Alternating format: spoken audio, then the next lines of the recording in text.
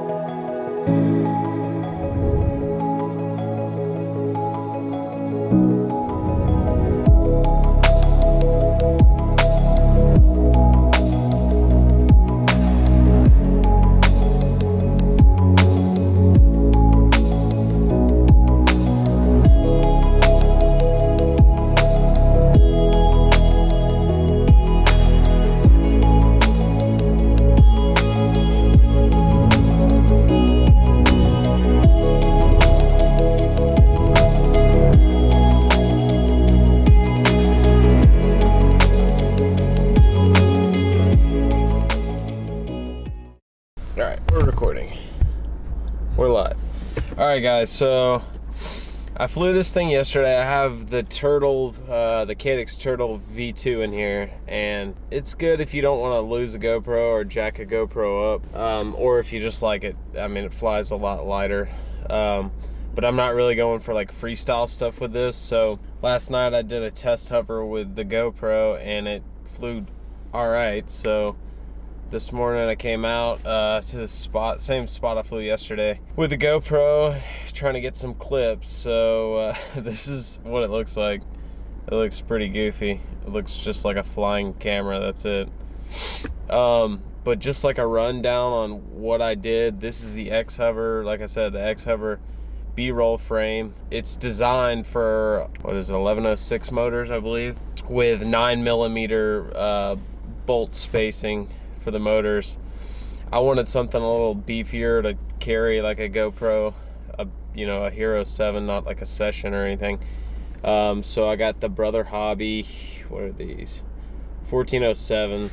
I did have to widen the holes for the motor screws.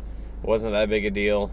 And then I have the HobbyWing 20 amp stack, and let's see, I just have the capacitor that came with that little stack. I'm running the right here, I've got, which is come loose.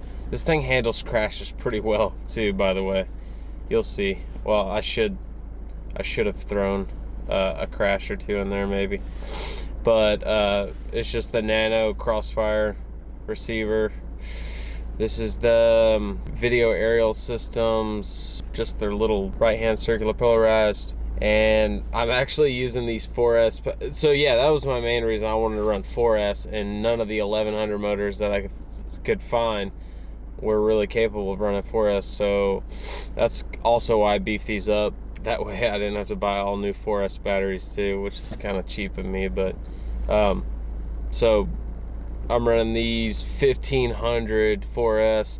But yeah, the thing handles like a brick. I mean, it handles like you would imagine it would, but that's only because of the weight. Yesterday when I flew it, if you fly it how it was designed to be flown with, just like run cam split, or something like the Caddx Turtle, I mean, it really does fly like a freestyle quad.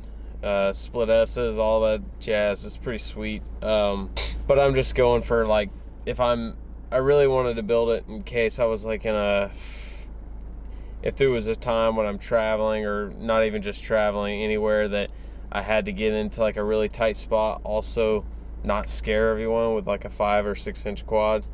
That's kind of why I wanted it, and it's just so tiny you can throw it in the bag. Yeah, that's it, man. I would definitely recommend, if you're looking for like a 3-inch or even a 2-inch quad to build, get this sucker. It's so tight. No props in the view, obviously. Also, no props in the view if you're using this just like a run cam split or anything like that. It's pretty dope. Oh yeah, and I just have a regular TBS Unify Race, and I have it on 200 milliwatt. Yeah, so I'm gonna keep flying it. I hope you guys enjoyed the video. Hit me in the comments if you have any questions. This is my first time building something like this small, so I'm sure I did all kinds of stuff wrong, but hey, it flies, it works, and once you get used to the throttle, the weight of it, once you get used to flying the weight of it, it gets easier. But at first I was kind of like overcompensating with the throttle and, you know, doing some hopping stuff. We'll see what it looks like. I ran Hypersmooth, 4K 60 Hypersmooth, so I haven't watched the footage back. If it looks fine, I'll probably just make an edit like with that.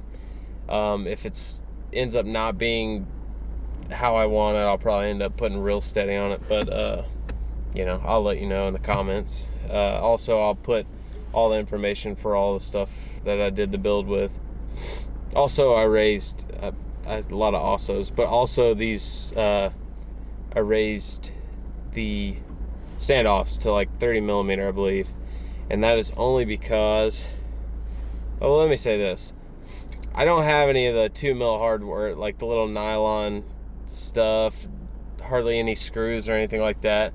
So what I did was I up-drilled the holes in the 4-in-1 and the flight controller, and I'm using just regular, like you would use on a 5-inch, the 3mm rubber dampeners. And the reason I say that is when I first did it, I had it mounted with standoffs that the flight controller comes with, and I had a crazy like yaw twitch. It was like unflyable, and so I drilled them all out and put these nice rubber, I mean, you can see it's super flexible, and it completely went away. So if you're ever having that problem, throw those on there. I've never really had that problem with my 5-inch quads, so, or 6-inch quads. This is a first for me. And I will say, building a quad this small, it is a pain. It took me like 3 times as long as it would take me to do a regular one, but I kind of figured that going in. So yeah, I don't know. I might end up just taking the Turtle completely out and just doing a run cam Sparrow in there I have laying around.